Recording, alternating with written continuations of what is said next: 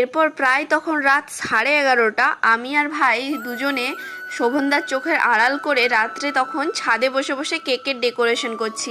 কি বলতো, আর আধ ঘন্টা পরেই আমাদের শোভনদার জন্মদিন। হ্যাঁ, শোভনদার জন্মদিন।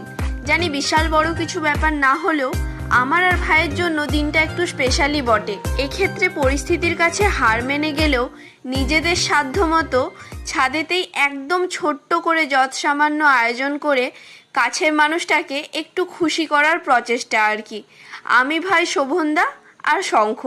রাত তখন প্রায় 12:05। বিশ্বাস করো, এতটুকুতেই আমাদের শোভনদা অনেক খুশি হয়ে গেছিল। সোশ্যাল মিডিয়ায় এই ধুমধাম করে বার্থডে সেলিব্রেশনের ভিড়ে আমাদের এই বার্থডে সেলিব্রেশনটা নিতান্তই ছোট, কিন্তু এই মুহূর্ত আর এই মুহূর্তের খুশিটা একদমই আলাদা। চারিদিকে তখন বেশ ঘুটঘুটে অন্ধকার, তারা ভরা আকাশের নিচে একটা ছোট্ট আলোর মধ্যে